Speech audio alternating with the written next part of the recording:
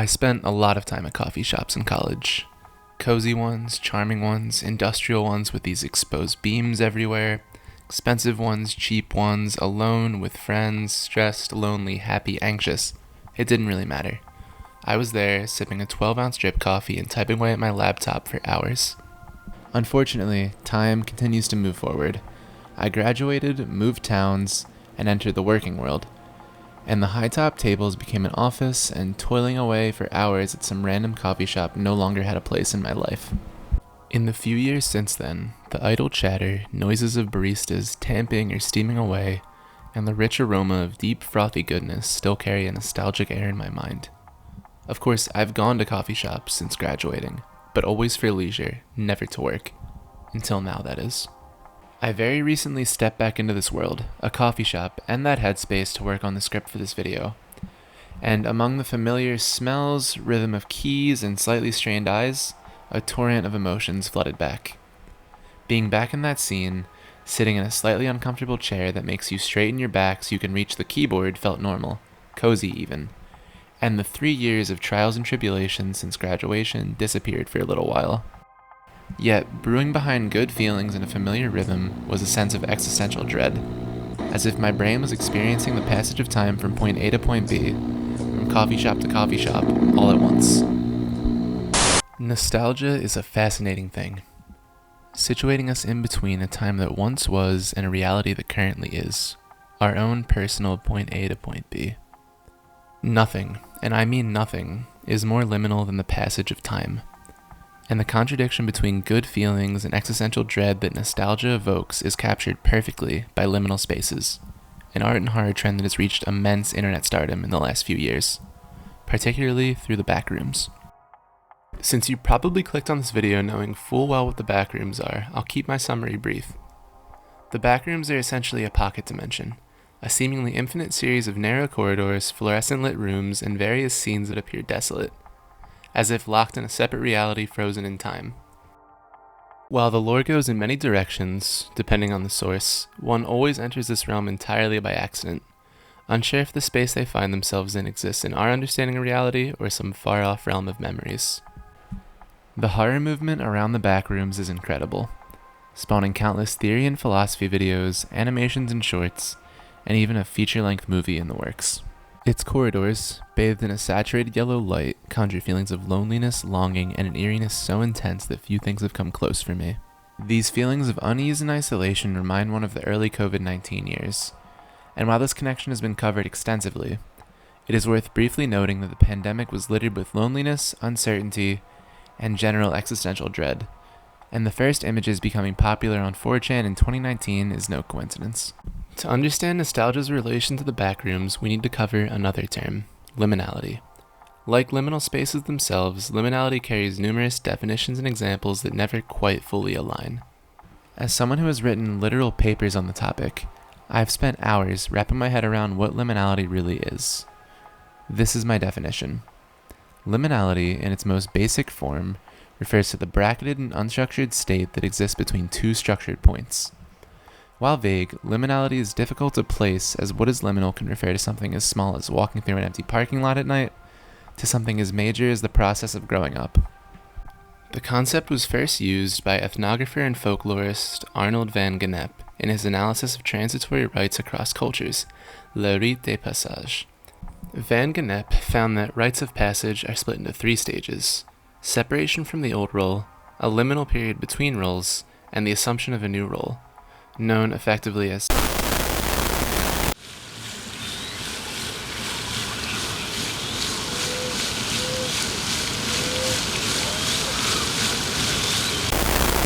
separation, margin, and aggregation. While massively influential in early 20th century social sciences, the concept of liminality was later reworked by anthropologist Victor Turner in the latter half of the century, first in his fieldwork with the Nembu in Central Africa, and later in an analysis of pilgrimage as a liminal phenomenon. College, the engagement period, and even a walk through the mall are all workable examples of the phenomenon. Using our definition that liminality is an unstructured journey stuck between two structured points, we can deduce that college bridges the student from immature high schooler to job-ready adult, the fiancé period bridges dating couple to married partners, and the mall bridges a person's normal self to the consumer self. You may have caught on by now, but you actually just went through your own liminal period. Rewind the video by a minute and pay attention to how it makes you feel. I'll wait.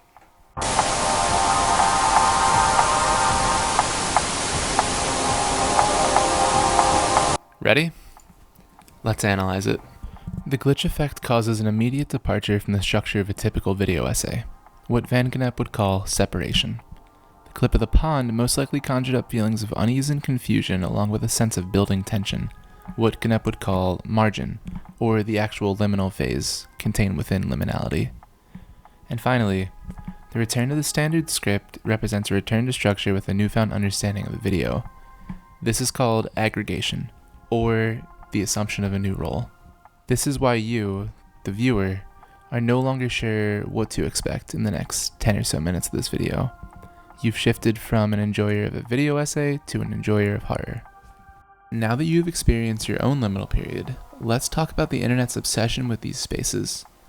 From the labyrinth of the original Backrooms to the oversaturated water slides, empty malls, play areas, and sprawl of houses in some of the more recent media, we begin to see a pattern forming.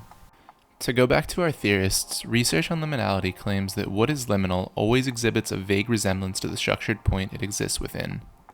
College has the freedom of adolescence but the expectations of adulthood.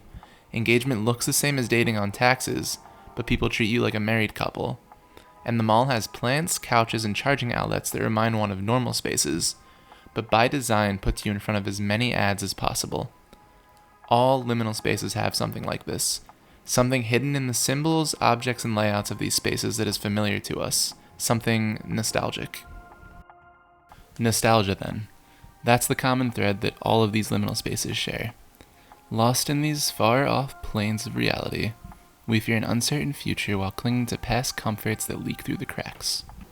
A 2017 research piece titled "The Psychological Benefits and Trappings of Nostalgia" discusses the seductive qualities of this longing for things of past. It is here where we are introduced to the term historical nostalgia. To quote the author, Christine Bacho, historical nostalgia is often concurrent with a deep dissatisfaction with the present and a preference for the way things were long ago. Despite the businesses still struggling 4 years later, influx of pandemic-related art, and the many, many Hope Corps slideshows still on my TikTok feed, I will avoid making sweeping generalizations about everyone's feelings in the years following a global pandemic. Instead, I'll tell you a little about myself. From starting college to losing a family member to a global pandemic to 1 year of Zoom university to 1 year of in-person college before graduating and joining the working world in a brand new city, the last few years have been an absolute whirlwind. Each trial and tribulation, each rapid 180-degree turn deepened the existential pit in my mind. During my lowest lows, I relied on memories of the past. Playing Pokemon Platinum in the back of my friend's minivan, staring out the window on long road trips, the thrill of playing Jailbreak during our neighborhood block party, the 2000s pop blasting on a dumb radio show I hosted in elementary school, and the cool breeze of a lake I would swim in with my best friend. In a present full of turmoil, these memories kept me afloat, and to this day, I'll still go back to them if things get especially tumultuous. This reliance on good memories during stressful periods, or dissatisfaction with the present, as the research paper would say, is a widespread issue, and the Backrooms and all liminal space art act as a foil for us to indulge in a world that feels so ancient and largely lost in our day-to-day lives. Drenched in fluorescent lights and 90s to 2000s imagery, the Backrooms simultaneously exude comforting and unnerving energy. This makes the Backrooms, and the recent wave of liminal art in general, the ultimate in-between space and an enchanting 21st century take on Van Gennep and Turner's liminality.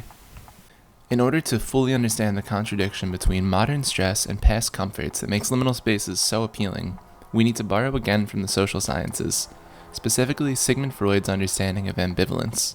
In his 1913 work, Totem and Taboo, Freud discusses the relationship between the object of affection in society, a king for example, and the rules and norms or taboos created in relation to the object of affection. While the full text is well beyond the scope of this video, Freud's argument on simultaneous love and hate for an object of affection, for example, a king being both revered and deeply feared, makes up the basis for his depiction of ambivalence. While more abstract than a king or a ruler, nostalgia is an ambivalent concept, and is marked by a strong inclination for the past coupled with a dread for the present. In other words, you don't dwell so heavily on the past without disliking something in the present moment. Thus, we revere the memory-ridden realms of our past depicted by liminal spaces, while also despising the way those memories act as a mirror, showing everything wrong with the present and thus highlighting our dissatisfaction with today's woes. While writing for this video, I had the opportunity to visit an art gallery in New York that specialized in liminal space film photography. The exhibit was incredible and got me thinking about another social scientist named Roland Barthes, who provides a method of analyzing contradictions in art, specifically photography, that applies especially well to liminal spaces. At a mental impasse and having trouble understanding what makes something good art, Barthes pondered over an image taken in Nicaragua in 1979. At the height of the 70s coup. The image depicts a street lined with crumbling buildings with an overturned road littered with rubble. 3 soldiers on guard or patrol are seen traversing the destruction, common scene after fighting. However, in the background of the scene, there are 2 nuns, endowed in robes and looking like they just left a church. One looks at the camera while the other looks forward and walks across the frame. One sworn to pacifism and one to fighting, 2 separate worlds collide in a way that perplexes the viewer. As Barthes puts it, its existence, or its adventure, is derived from the co-presence of 2 discontinuous elements, heterogeneous in that they did not belong to the same world. There is a poignant prick, a thorn in the image that stings your pre-existing understanding, what Barthes calls the punctum. The punctum is the disconnect of the image, the red herring that breaks the understanding of what you're seeing, causing the viewer to double-check. If the punctum is the thorn, then Barthes' concept of the studium is the skin that touches the thorn. The studium is the context of the photo, a dialogue and an unknown contract between artist and spectator that establishes a baseline of understanding. We expect soldiers to exist in wartime photos, and we expect rubble to exist after intense fighting, both pre-existing understandings that establish and explain the photo to the spectator. But the nuns in the photo can't be explained so easily. Their existence, by nature, adds an extra layer of complexity to the context of the photo. Or, as Barthes would put it, pricks you, and makes you reconsider the entire experience. Every photo has a studium, but not every photo has a punctum.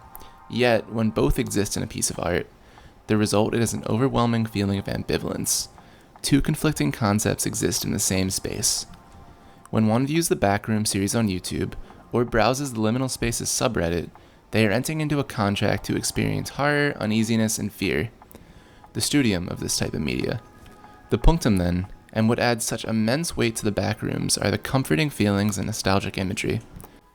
The hints of warm and comforting feelings that flow from these spaces prick us, cutting through our understanding of horror and existing as a contradiction to what we expect to be viewing. Liminal horror and liminal spaces are a genre that our brains can't quite reckon with, making it almost impossible to reach catharsis. Good art can never be understood entirely, and it is this exact lack of reckoning that causes such a rich horror experience when one views liminal spaces. Simultaneously a remedy and a reminder for loneliness, an ambivalent phenomenon. Nostalgia and by extension the Backrooms surged during an era where hundreds of millions were stuck in their homes and forced to dive into their thoughts.